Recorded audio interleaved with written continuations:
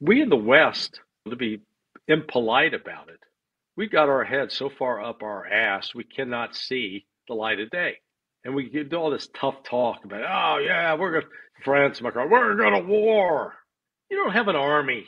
The army of the United Kingdom, the army of France, the army of Germany, it's a damn joke. And yet they persist in lying to people about their military prowess and capability. And if they decide to follow through on their delusions, they very well could spark a third world war, because Russia is not going to sit back and allow themselves to be attacked. And Russia is not about to go out to try to conquer. It's so ridiculous that Europe continues to point the finger at the Russians and say, oh, you're an imperial power. You want to rebuild the Russian Empire. We're the ones that have been out raping, pillaging, causing mayhem, not the Russians. But you say that and all of a sudden you're a puppet of Putin. I'm doing Putin talking points. No, I'm just reporting the facts as they are. And instead of attacking me personally, anybody disagrees, deal with the goddamn facts. Real simple. Okay, let's go with the height of the Russian Empire, with the Soviet Union. How many countries in Asia did Russia invade and conquer? 0. They went into Afghanistan in 1980 and lived to regret that. How many countries in Africa did the Russians invade and conquer and set up a colonial rule? 0. Same for South America, same for Central America. But look at the United States. Look at all of our military misadventures overseas. That's why the Russians are worried. What the hell is the United States going to do? Because we're like a serial rapist. Europe is, you can't even call them a mile wide and a mile deep, because they're not. Mile wide and an inch deep. They're not even a mile wide. They're probably 10 yards wide with an inch deep water. They got nothing. But they can sit there and tell themselves, oh yeah, we're big, we're brave, we're tough, we're going to really take it to those Russians. And Russians, okay, if you're going to attack us, that's an act of war. And we'll pursue it as a war. Frankly, they've held back up until now, Russia. The decision is made to pull the plug on this whole operation. They're done. Macron says, we'll spread around our nuclear weapons. We'll share them with all the other Europeans so we can use them against Russia. What's Russia supposed to think? They're not talking about sending boxes of candy and bouquets of flowers. They're talking about going to war with Russia. And they can't ignore that. The general staff is going to go, okay, we got to prepare contingencies. And one of the contingencies is a preemptive strike to take out any such capabilities that are moved. We, in the West, we need to get off our war kick.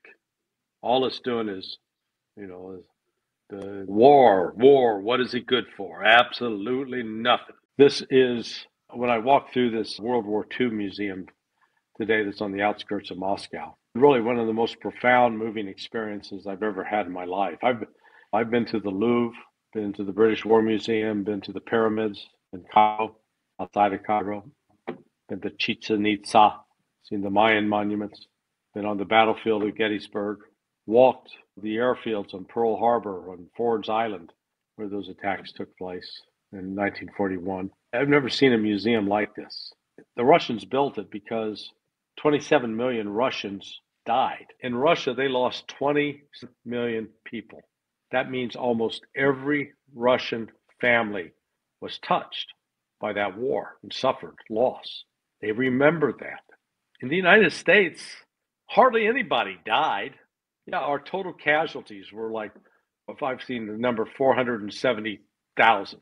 And I challenge anybody, go to Google, go to Perplexity AI, type in, how many people did the United States lose in World War II? You're going to get answers all over the board. The U.S. government can't even come up with a clear, concise, precise answer. But let's go with the 450,000. That includes the numbers that died in Europe and North Africa, and it died in the campaign in the Philippines against the Japanese.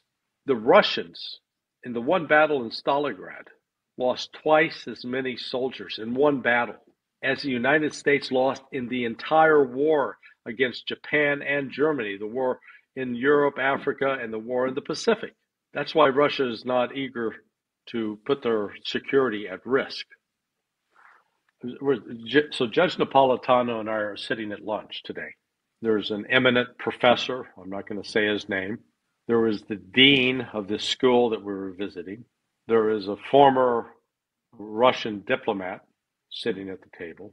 And then there is the man who's invested his money in building up this incredible school.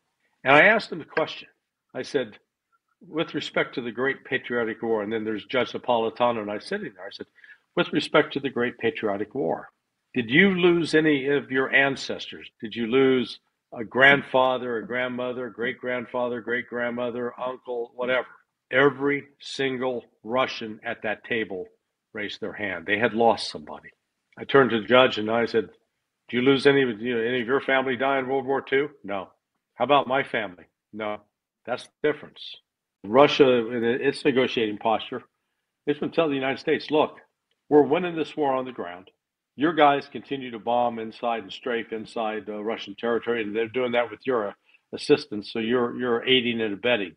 Russia willing to offer the Ukrainians a deal to survive with some hope for the future, with the possibility that they might still have access to the Black Sea through Odessa, but not guaranteed, but that they'll be able to run helicopters, etc. Russia's under no pressure. I said 90% of the nitrogen imported into the United States for fertilizer comes out of Russia. 90%.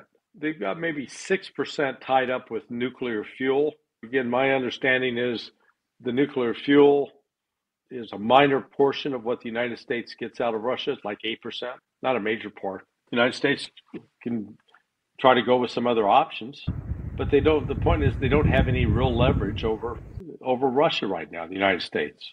It's limited in its leverage. And the Russians are going to continue to do what the Russians do. They're not going to surrender, under no pressure to surrender. The fact that I'm here in Moscow as well with Judge Napolitano. And there's the Russians, people keep saying we got talking points, we're repeating Putin talking points. Sadly, I've not had a chat with Vladimir Putin, and that cheap bastard hasn't even sent me a check. So everything I'm saying is of my own volition and will. And I'm just capable of reading and doing some independent thinking and recognize that when you look at the number of military bases overseas with armed combat troops capable of carrying out attacks in other countries, you wind up with over 700, some people say the number's high as 750 U.S. military facilities. How many does Russia have? Hardly any. And at least Trump has acknowledged the critical role that Russia played in winning World War II, that the Soviets played back then. And that Russians understand that Trump's willing to talk. And Tulsi Gabbard and her crew better disabuse Trump of that real quick. Go back and say, oh, sir, yeah, we've been reporting for 6 months. And Ukraine's got them on the run. Well, sir, we're here to tell you that's not true. Not true at all. In fact, it's just the opposite. We'll see if that comes to pass. Take all these things into reality. And there is optimism that Trump at least says he's willing to talk. And Trump seems keen on trying to promote peace. And Trump has authorized his people to go talk to the Russians. So that's good. So we're not looking at just one instance. We're looking at time after time, I keep repeating it, where the West has betrayed Russia. The West has not negotiated in good faith. And now Trump wants the Russians to make concessions. The Russians, they're not crude like this. What does Russia require? Putin's already made it clear. Ukraine has got to hold new elections. Russia is not talking to anybody in the Ukrainian government until they hold new elections. And they'll meet with the United States maybe next week and politely tell them, look, Volodymyr Zelensky is no longer the legitimate president of Ukraine. He has ignored the Constitution of Ukraine. He's declared himself a unilateral dictator. He has continued to attack opposition political parties. We're not going to deal with him. He has no credibility. Yes, we want to talk peace. Ukraine needs to hold fresh elections. They need to get an election where we have somebody who now has popular support, who now has been legally elected that we can talk to. And we'll happily talk. But until then, we're going to continue this war. We're going to continue to recapture territory Ukraine took from Russians and turn it over to Russians. So the United States holds no strong cards in this regard. Just like they tell Ukraine, you ain't got no cards. I'm here to tell you, Donald Trump, with respect to Russia, you ain't got no cards either, brother. You out of cards. The Russians will turn around to the United States and say, and there's not a damn thing you can do about it. Oh, you want to impose more sanctions? Right now, the only real economic sanction would be on fertilizer. 90% of U.S. supply of fertilizer comes out of Russia. So cut off the supply for it. Go ahead and do it. What does it do to your farming community? All of a sudden, they're not growing food. All of a sudden, you got people going hungry. But from Russia's standpoint, they don't have to give the United States anything. The United States has no leverage over them. If there were some reports late this afternoon, I've heard that Trump has vowed that if Russia doesn't stop, he's going to really toughen up the sanctions. I think the technical term from Russia's standpoint is they could give a shit. They don't care. There's nothing that the United States can threaten to do to Russia, apart from going nuclear, that Russia can't handle, and that, frankly, Russia is not willing to concede. And the United States went out of its way to screw over Russia and to bolster Ukraine's military capabilities to challenge Russia. They did it under George H.W. Bush, really accelerated under Bill Clinton, and then it continued under George W. Bush. And then we get to now, in 2022, where the Russians say, we got no option but to invade. The Russians are looking at this saying, Trump is the one that sent arms and weapons. Proud, I sent javelins. Okay, you sent weapons to kill Russians. The Russians are not pleased. Just imagine if Russia was claiming, hey, we sent surface-to-air missiles to Mexican drug cartels and they blew up American aircraft. Would we be going, oh, that's okay, man, no problem? No, we'd be outraged. That's an act of war, which is what the United States has been doing against Russia. Russia, fortunately, has not wanted to escalate to fight the West, at least now. Not to say that they couldn't in the future. I'm not sure he is actually going to go there to meet, but there will be meetings of those two delegations. Reports I've heard from sources I consider to be credible is that the American delegation, Marco Rubio, Witkoff, and Waltz, were extremely impressed with the Russian delegation. Sergei, Ray McGovern emphasis is on the last syllable, Lavrov. They were incredibly impressed with how smart they were. Now they're going to meet with the Ukrainian crowd. Let's just say that Umarov is not going to be confused with Albert Einstein. He's not known as a really bright guy. I think the United States will immediately see the difference. The Trump team labors under this false notion that Russia's going to have to make some concessions, because that's how negotiations work. Except the Russians, with their past negotiations with the United States, have been raped, not just taken advantage of, but raped by the United States, by Western Europe.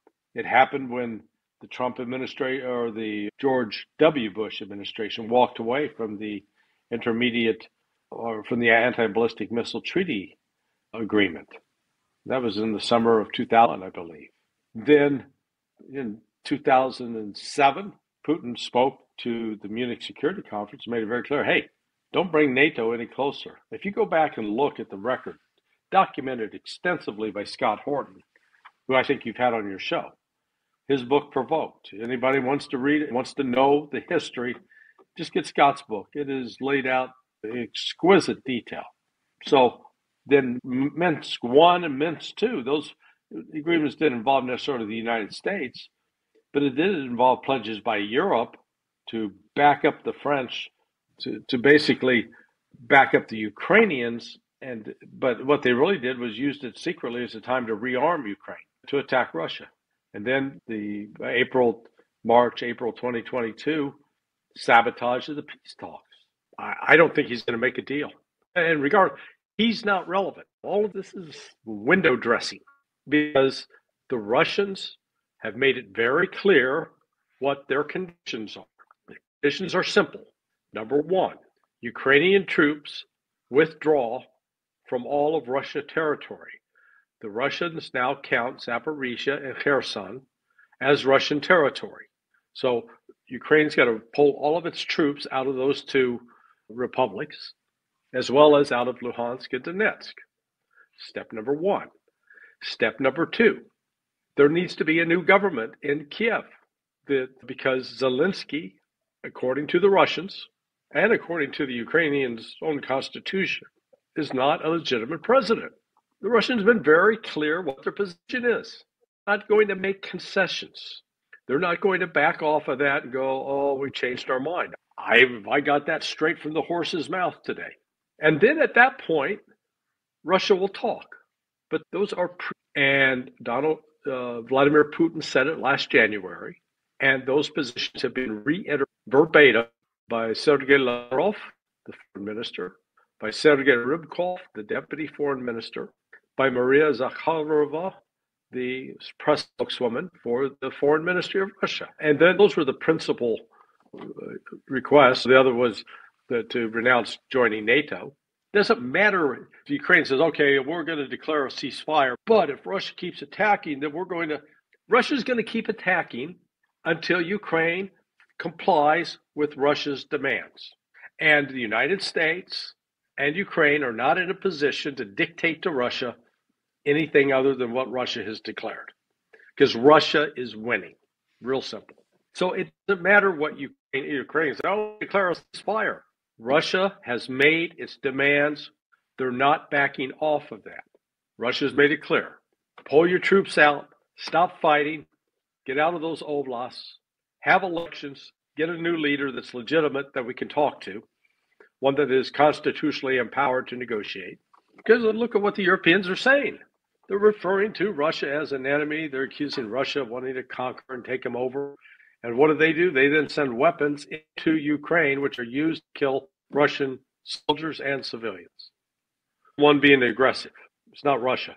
Ukraine is retreating across the board. They're getting wiped out today over the last 3 or 4 days in Kursk. Thousands are starting to surrender. Thousands. So it's getting more grim by the day for Ukraine. At one point, they're going to collapse. And Russia's just going to keep applying pressure. Look, Russia wants to have normal relations with the United States. A normal relation is like you having a next door neighbor where you say hi, they say hi, they make sure their kids don't play in your yard, you make sure your kids don't play in their yard. You cut your grass, they cut their grass. You keep your yard clean, they keep their yard clean. You're neighbors, you can be friendly, but you don't control what the other does. But they're not going to sacrifice their security. They're not desperate. They're not the person that wants to go to prom and doesn't get an invitation. And they're desperate to go. So hey, if an orangutan invites them, they'll go.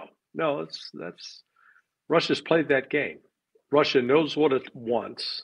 And to that end, it has made it very clear. It's repeated it over and over and over. The West better damn well listen. The big three, England, France, and Germany, all three are insufferable bores. Talk a big game, but don't have the ability to do anything. Macron was like, oh, I'm going to offer my nuclear warheads to protect all of Europe. They don't even have anything from a megaton standpoint. It's a meaningless gesture. And how are they going to deliver it? It's not like they got a great supply of missiles to strap it on. And that kind of talk is setting them up where if they moved in any kind of serious way, Russia would destroy them. Again, what does Europe have to offer? They're not resource rich. They're not rich in oil or gas. They have to buy that off the United States. They're not sitting on a ton of rare earth minerals. That's Russia and China right there. They're trying to be relevant. Please like us. Please be nice to us. Yeah, I don't. Trump doesn't care. And that's why they're desperate to get the United States. Don't leave us. Don't leave us alone here, guys. Get back in here. Help us row this boat. The United States is the big dog on the block when it comes to this. These guys are the little dogs. And I'm not knocking little dogs, but the little dogs can be yappy. They can be noisy. But as far as doing any sort of substantive work, they're usually pretty useless. What are the Ukrainians really thinking? What's Zelensky really doing? How much money has he actually stolen? That kind of stuff. Juicy gossip, good to know. As opposed to having the intelligence overhead aircraft flying around collecting signals, sucking up electronic information, communications, and being able to decipher that. Europe doesn't really have much on that front. The Brits have GCHQ, but a lot of what they get is in tandem with the United States. They don't have a lot to share from an intelligence standpoint. Britain, for example, doesn't have another tank or artillery battery to lend Ukraine. They're out. Europe's just, they are, the expression, barking up a tree. That's when the dog chases the squirrels, runs up the tree, dog's down there barking, and the squirrel's just looking at him, throwing acorns down at the dog, maybe pooping on the dog's head, just doing whatever it can to annoy the dog. The dog can't do anything about it. That's Europe. They're not capable. They're incapable. Whatever they can contribute is going to be useless, meaningless. They've already basically exhausted their storehouses and surpluses. They can talk, oh yeah, we're going to do X, Y, and Z. Yeah, sure. Let's see it. Russia's going to press on. I was with a Russian general on another television program, and he said, look, yeah, our pace, we're going slow because we're trying to minimize our casualties. We're not trying to see how many casualties we can take. We'd much rather go slow because he said, we're not under any time pressure. We can move at our pace, but we're going to try to preserve the lives of our soldiers. And there's nothing Ukraine can do to stop it. Militarily, as you discussed on your show earlier today, the disaster that's unfolding in Kursk. Thousands, or at least 6,000 to 10,000 are trapped. And a number of others have given up. I think at least 2,000 have already surrendered. And I think they took some quiet pleasure in the fact that now Trump gets to understand how difficult Zelensky is to deal with. Because the foreign minister did make a point about describing how Zelensky had made all these promises before he was elected, when he was campaigning for president. And as soon as he gets the position, completely abandons those promises because the Russians were ready to negotiate with him on bringing an end to that war. There was a civil war that had been raging since 2014. And again, from the Russian standpoint, that was a Western-backed coup, and they overthrew a legitimate government. They're only going to talk to somebody who is legally, according to the Ukrainian constitution, capable of signing a document to commit the government to a course of action. And from their standpoint, Zelensky's not that guy. One of the points I tried to get across was whatever hopes the Russians have about Donald Trump, he's a minority candidate. He represents a minority position. He doesn't represent an overwhelming popular position backed by Republicans and Democrats alike. If anything, the Democrats see this as an issue to attack him on. You surrender to Putin, you puppet of Putin.